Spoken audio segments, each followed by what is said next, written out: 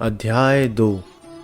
इस अध्याय में बताया गया है कि श्री चैतन्य महाप्रभु ही साक्षात पूर्ण पुरुषोत्तम भगवान कृष्ण हैं। अतएव ब्रह्म ज्योति श्री चैतन्य महाप्रभु की शारीरिक कांति है और हर जीव के हृदय में स्थित अंतर्यामी परमात्मा उनके अंश स्वरूप है। अध्याय 2। पूर्ण पुरुषोत्तम भगवान श्री चैतन्य महाप्रभु। मैं उन श्री चैतन्य महाप्रभु को नमस्कार करता हूँ जिनकी कृपा से एक अबोध बालक भी निर्णायक सत्य रूपी सागर को पार कर सकता है जो विभिन्न सिद्धांत रूपी मगरों से भरा हुआ है। हे मेरे दयालु भगवान श्री चैतन्य, आपकी दिव्य लीलाओं का अमृतुल्य गंगा जल मेरी मरुस्थल जैसी जीभ पर बहता रहे। कृष्ण के पवित्र नाम का उच्च स्वर से कीर्तन, गान, नृतन रूपी वे कमल के फूल जो अनन्य भक्तों के आनंद धाम हैं, इस जल को सुशोभित करने वाले हैं। ये भक्त हंसों, चक्रवाकों तथा भ्रमरों के तुल्य है। नदी के प्रवाह से मधुर ध्वनि उत्पन्न होती है जो उनके कानों को आनंदित करती है। भगवान श्री चैतन्य महाप्रभु तथा श्री नित्यानंद प्रभु की जय हो। अद्वैत आचार्य की जय हो तथा भगवान गौरांग के भक्तों की जय हो। सर्वप्रथम मैं तीसरे श्लोक के अर्थ का वर्णन करूंगा। यह एक शुभ ध्वनि है जो परम सत्य का वर्णन करती है, जिसका वर्णन उपनिषदों में निर्विशेष ब्रह्म के रूप में हुआ है। वह उनके शरीर का तेज मात्र है और परमात्मा के रूप में जाने जाने वाले भगवान उनके स्थानीय पूर्ण अंश हैं। भगवान चैतन्य 6 ऐश्वर्यों से पूर्ण स्वयं पूर्ण पुरुषोत्तम भगवान श्री कृष्ण हैं। वे परम सत्य हैं और अन्य कोई सत्य न उनसे बड़ा है न उनके समान है। निर्विशेष ब्रह्म, स्थानीय परमात्मा तथा भगवान, ये 3 उद्देश्य हैं और चमकदार ज्योति, आंशिक प्राकट्य तथा मूल स्वरूप, ये इन तीनों को निर्दिष्ट करने वाले क्रमिक लक्षण हैं। विधेय सदैव उद्देश्य के बाद आता है। अब मैं इस श्लोक का अर्थ शास्त्रों के अनुसार बतलाऊंगा। भगवान के आदि स्वरूप कृष्ण सर्वव्यापी विष्णु तत्व है। वे पूर्ण ज्ञान तथा पूर्ण आनंद हैं। वे परम दिव्य हैं, जिन्हें श्रीमद् भागवत नंद महाराज के पुत्र के रूप में बतलाता है। वही भगवान चैतन्य के रूप में इस पृथ्वी पर अवतरित हुए हैं।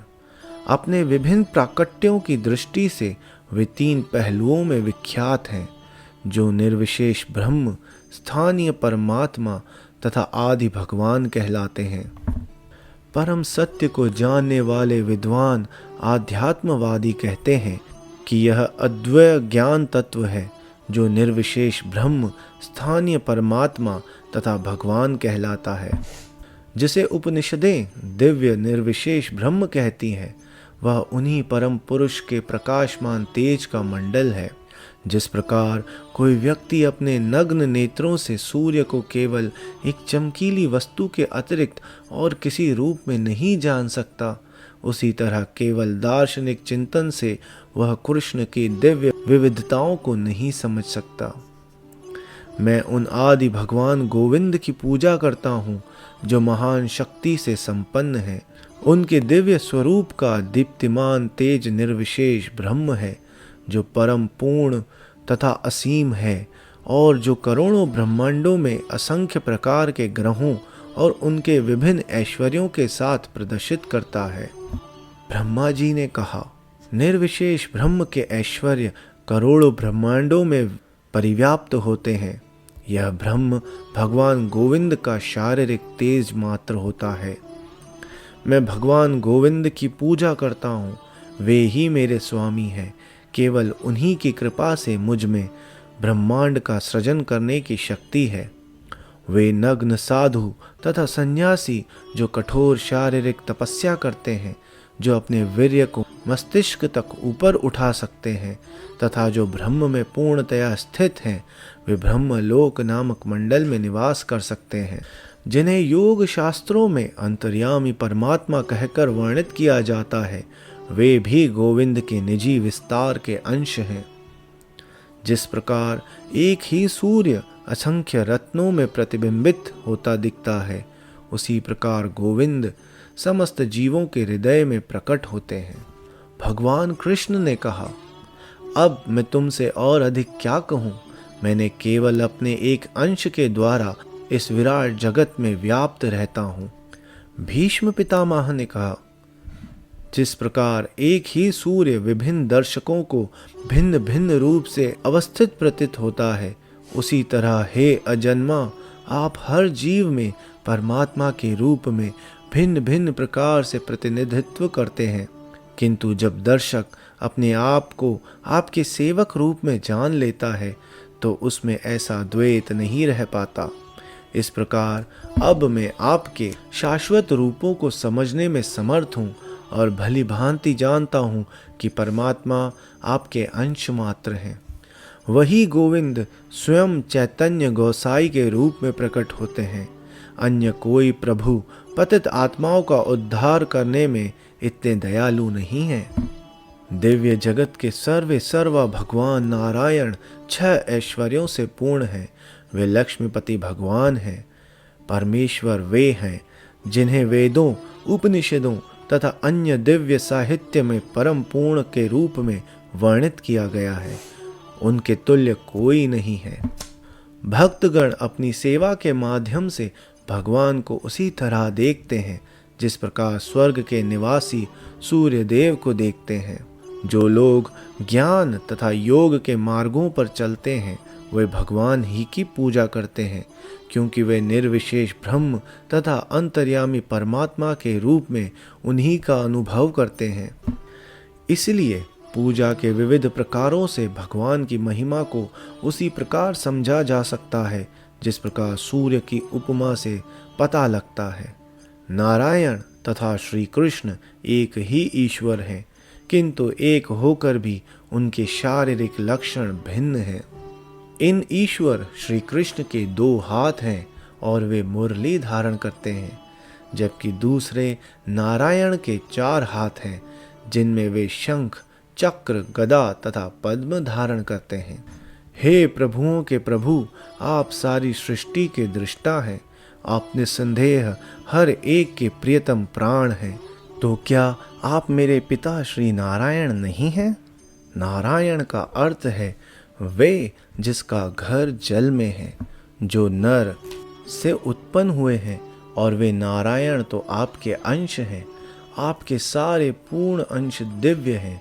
वे परम पूर्ण हैं और वे माया द्वारा सृजित नहीं हैं। कृष्ण के साथियों तथा बछड़ों को चुराने का अपराध करने के बाद ब्रह्मा ने अपने अपराध के लिए भगवान से क्षमा याचना की और दया करने की याचना की। मैंने उस कमल से जन्म लिया है जो आपकी नाभि से निकला था। इस तरह आप मेरे पिता माता दोनों हैं और मैं आपका पुत्र हूँ। माता पिता अपनी संतान के अपराधों को कभी गंभीरता पूर्वक नहीं लेते। अतएव मैं आपसे क्षमा याचना करता हूँ और आपका आशीर्वाद चाहता हूँ। श्री कृष्ण ने कहा, हे ब्रह्मा, आपके पिता तो नारायण हैं, मैं तो एक गोप बालक हूँ। आप मेरे पुत्र किस तरह हो सकते हैं? ब्रह्मा ने उत्तर दिया, क्या आप नारायण नहीं हैं? आप अवश्य नारायण हैं। कृपया सुने, मैं इसके प्रमाण देता हूँ। भौतिक तथा आध्यात्मिक जगतों के सारे जीव आखिर आपसे ही उत्पन्न होते हैं, क्योंकि आप उन सब के परमात्मा हैं। जिस प्रकार पृथ्वी मिट्टी से बने समस्त पात्रों का मूल कारण एवं आश्रय है, उसी प्रकार आप समस्त जीवों के परम कारण एवं आश्रय हैं। नार शब्द समस्त जीवों के समुच्चय को बताता है और अयन शब्द उन सब के आश्रय को बतलाने वाला है। अतएव आप आदि नारायण हैं।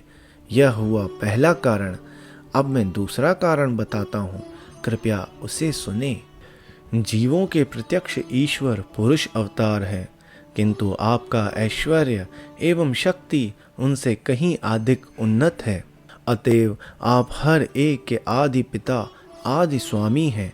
वे पुरुष अवतार आपकी शक्ति से ही ब्रह्मांडों के रक्षक हैं। चूंकि आप समस्त जीवों के आश्रम की रक्षा करते हैं, अतएव आप मूल नारायण हैं।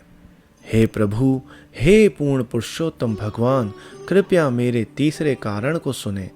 ब्रह्मांड असंख्य है और दिव्य वैकुंठ लोक अनेक हैं। आप इस भौतिक जगत तथा दिव्य जगत दोनों के समस्त जीवों के भूत, वर्तमान तथा भविष्य के समस्त कर्मों को देखते हैं।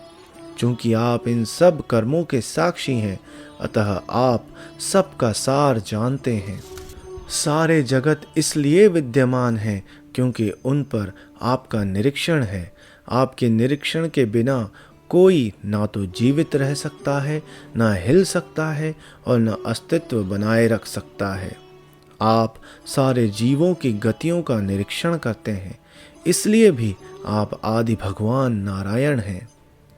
कृष्ण ने कहा, हे ब्रह्मा, जो आप कह रहे हैं उसे मैं नहीं समझ पा रहा हूँ।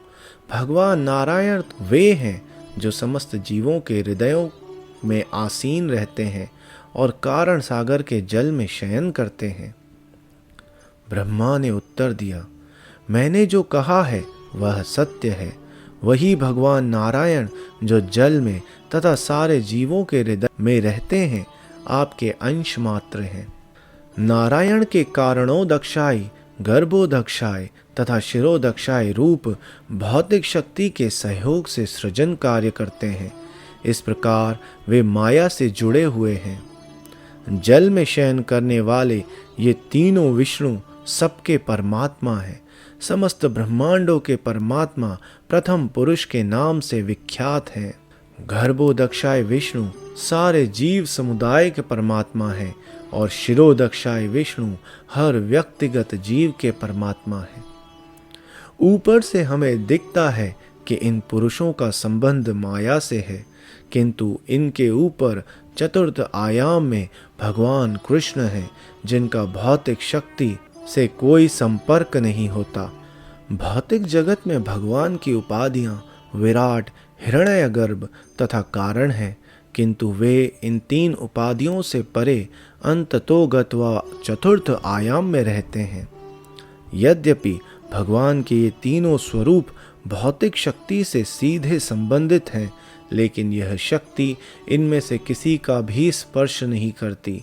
ये सब माया से परे हैं। यह भगवान का ऐश्वर्य है। यद्यपि वे भौतिक प्रकृति में स्थित रहते हैं, फिर भी वे प्रकृति के गुणों से कभी भी प्रभावित नहीं होते। उसी प्रकार जो लोग उनकी शरण में जा चुके हैं और जिन्होंने अपनी बुद्धि उन पर स्थिर कर ली है, वह प्रकृति के गुणों से प्रभावित नहीं होते। आप इन तीनों पुरुष अवतारों के परम आश्रय हैं। इस तरह इसमें तनिक भी संदेह नहीं है कि आप आदि नारायण हैं। इन तीनों स्वरूपों के स्रोत आध्यात्मिक आकाश में स्थित नारायण हैं। वे आपके विलास विस्तार हैं, अतएव आप परम नारायण हैं। अतएव ब्रह्मा के वचनों के अनुसार दिव्य जगत के अधिष्ठाता विग्रह नारायण कृष्ण के विलास विस्तार हैं। अब यह पूरी तरह सिद्ध हो चुका है। इस श्लोक में सूचित सत्य श्रीमद् भागवत का सार है। यह निर्णय पर्यायों के माध्यम से सर्वत्र लागू होता है। मूर्ख विद्वान नहीं जानते कि ब्रह्म, परमात्मा तथा भगवान सभी श्री कृष्ण के पहलू हैं, अतएव वे तरह तरह से तर्क वितर्क करते हैं। चूंकि नारायण के 4 हाथ हैं, जबकि कृष्ण मनुष्य की तरह दिखते हैं, अतएव उनका कहना है कि नारायण तो मूल ईश्वर हैं, जबकि कृष्ण अवतार मात्र हैं। इस प्रकार उनके तर्क नाना रूपों से प्रकट होते हैं, किंतु भागवत काव्य इन सब का बड़ी ही दक्षता से खंडन करता है। परम सत्य को जानने वाले विद्वान आध्यात्मवादी कहते हैं कि यह अद्वैय ज्ञान है और यही निर्विशेष ब्रह्म, अंतर्यामी परमात्मा तथा भगवान कहलाता है। मेरे भाइयों, कृपा करके इस श्लोक की व्याख्या को सुने और इसके अर्थ पर विचार करें। एक मूल तत्व अपने 3 विभिन्न पहलुओं में जाना जाता है। भगवान कृष्ण स्वयं परम अद्वैय सत्य हैं, आखिरी वास्तविकता है। वे अपने आप को ब्रह्म, परमात्मा तथा भगवान इन 3 पहलुओं में प्रकट करते हैं। इस श्लोक के तात्पर्य ने तुम्हें तर्क करने से रोक दिया है। अब तुम श्रीमद् भागवत का अन्य श्लोक सुनो। परमेश्वर के ये सारे अवतार या तो पुरुष अवतारों के अंश हैं या अंशों के अंश हैं, लेकिन कृष्ण स्वयं पूर्ण पुरुषोत्तम भगवान हैं। प्रत्येक युग में जब जब इंद्र के शत्रु संसार को विचलित करते हैं, तब तब वे अपने विभिन्न स्वरूपों के माध्यम से जगत की रक्षा करते हैं। भागवत सामान्य रीति से अवतारों के लक्षणों तथा कार्यों का वर्णन करता है और इन्हीं में श्री कृष्ण की गणना करता है। इससे सूत गोस्वामी अत्यधिक आशंकित हो उठे और उन्होंने प्रत्येक अवतार को उनके विशिष्ट लक्षणों से विभेदित किया। ईश्वर के सारे अवतार या तो पुरुष अवतारों के पूर्ण अंश या पूर्ण अंश के अंश हैं, किंतु आदि भगवान तो श्री कृष्ण ही हैं। वे समस्त अवतारों के स्रोत पूर्ण पुरुषोत्तम भगवान हैं। एक विपक्षी कह सकता है, यह तो तुम्हारी व्याख्या है, किंतु वास्तव में परम भगवान तो नारायण हैं, जो दिव्य लोक में स्थित हैं। वे नारायण भगवान कृष्ण के रूप में अवतार लेते हैं। मेरी दृष्टि में यही इस श्लोक का अर्थ है। अब और आगे विचार करने की आवश्यकता नहीं है। हम ऐसे भ्रांत व्याख्याकार को इस प्रकार उत्तर दे सकते हैं, तुम ऐसा कुतर्क क्यों प्रस्तुत करते हो? जो व्याख्या शास्त्र के सिद्धांतों के विरुद्ध होती है, वह कभी भी साक्ष्य के रूप में स्वीकार नहीं की जाती। कर्ता के पूर्व उसकी निर्दिष्ट बात का प्रयोग नहीं करना चाहिए, क्योंकि समुचित आधार के बिना वह खड़ा नहीं रह सकता। यदि मैं उद्देश्य का उल्लेख न करूं, तो मैं विधेय का उल्लेख नहीं कर सकता। अतएव पहले मैं उद्देश्य का उल्लेख करूंगा और तब विधेय का। किसी वाक्य का विधेय वह है जो पाठक को अज्ञात होता है, जबकि उद्देश्य वह है जो उसे ज्ञात रहता है। उदाहरणार्थ हम कह सकते हैं, यह विप्र महान पंडित है। इस वाक्य में विप्र उद्देश्य है और उसका पांडित्य विधेय है। मनुष्य का विप्र होना ज्ञात है, किंतु उसका पांडित्य अज्ञात है। अतः व्यक्ति की पहचान पहले की जाती है और उसके पांडित्य की बाद में। इस प्रकार ये सारे अवतार ज्ञात थे, किंतु ये किनके अवतार थे यह ज्ञात न था। पहले अते शब्द का उद्देश्य की स्थापना होती है, तत्पश्चात पुरुष अवतारों के पूर्ण अंश विधेय के रूप में आए हैं। इसी प्रकार से जब पहले कृष्ण की गणना अवतारों में हो चुकी, तो भी उनके विषय में विशिष्ट ज्ञान अज्ञात था। अतएव सबसे पहले कृष्ण शब्द उद्देश्य के रूप में आता है, जिसके बाद विधेय आता है, जो उनके आदि भगवान रूप को बतलाने वाला है। इससे यह प्रमाणित होता है कि श्री कृष्ण आदि भगवान है। इसलिए आदि भगवान अनिवार्य रूप से कृष्ण ही है। यदि कृष्ण पूर्ण अंश होते और नारायण आदि भगवान, तो सूत गोस्वामी का कथन विपरीत हो जाता। तब वे यह कहते, समस्त अवतारों के उद्गम नारायण मूल भगवान हैं और वे श्री कृष्ण के रूप में प्रकट हुए हैं।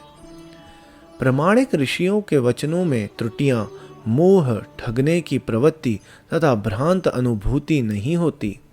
तुम विरुद्ध बात करते हो और जब इसकी ओर इंगित किया जाता है तो तुम क्रोधित होते हो। तुम्हारी व्याख्या में स्थान भ्रष्ट विधेय का दोष है। यह अविचारणीय तालमेल है। केवल वे भगवान जो अन्य समस्त भगवताओं के उद्गम हैं, स्वयं भगवान या आदि भगवान कहलाने के पात्र हैं। जब एक दीपक से अन्य अनेक दीपक जलाए जाते हैं, तो मैं उसे ही आदि मूल दीपक मानता हूँ। इसी प्रकार से कृष्ण समस्त कारणों एवं समस्त अवतारों के कारण है। सारी भ्रांत व्याख्याओं के खंडन हेतु अब दूसरा श्लोक सुनो। श्रीमद् भागवत में 10 विषयों का वर्णन किया गया है। पहला, ब्रह्मांड के अवयवों की सृष्टि। दूसरा, ब्रह्मा की सृष्टि। तीसरा, सृष्टि का पालन। चौथा, श्रद्धावानों के प्रति विशिष्ट अनुग्रह। पांचवा, कर्म के लिए प्रेरणाएं। छठवां, नियमों का पालन करने वाले मनुष्यों के कर्तव्य। सातवां, भगवान के अवतारों का वर्णन। आठवां, सृष्टि का संहार। नौवां, स्थूल तथा सूक्ष्म जगत से मुक्ति तथा 10वां, परम आश्रय पूर्ण पुरुषोत्तम भगवान। 10वां विषय अन्य सब के आश्रय है। परम आश्रय और अन्य 9 विषयों में अंतर दिखाने के लिए महाजनों ने प्रार्थनाओं या प्रत्यक्ष व्याख्याओं के द्वारा प्रत्यक्ष या अप्रत्यक्ष रूप से इन नवों का वर्णन किया है। मैंने हर वस्तु के चरम आश्रय को स्पष्ट रूप से जानने के लिए अन्य 9 श्रेणियों का वर्णन किया है। इन नवों की उत्पत्ति का कारण उनका आश्रय कहा गया है, जो ठीक ही है। भगवान श्री कृष्ण सबके आश्रय एवं धाम है। सारे ब्रह्मांड कृष्ण के शरीर पर आश्रित हैं। श्रीमद् भागवत का 10वां स्कंद 10वें लक्ष्य पूर्ण पुरुषोत्तम भगवान को प्रकट करता है, जो समस्त शरणागत जीवों के आश्रय हैं। वे श्री कृष्ण कहलाते हैं और वे सारे ब्रह्मांडों के परम स्रोत हैं। मैं उन्हें नमस्कार करता हूँ। जो श्री कृष्ण के वास्तविक स्वरूप को तथा उनकी 3 विभिन्न शक्तियों को जानता है, वह उनके विषय में अनजान नहीं रह सकता। भगवान श्री कृष्ण अपने 6 मूल विस्तारों में विलास करते हैं। प्राभव तथा वैभव ये उनके 2 प्राकट्य हैं। उनके अवतार 2 प्रकार के हैं, आंशिक तथा शक्त्यावेश। वे 2 अवस्थाओं में प्रकट होते हैं, बाल्य तथा पौगंड कुमार अवस्था। नित्य किशोर रहने वाले भगवान श्री कृष्ण समस्त अवतारों के उद्गम मूल भगवान हैं। वे ब्रह्मांड भर में अपनी श्रेष्ठता स्थापित करने के लिए इन 6 रूपों में अपना विस्तार करते हैं।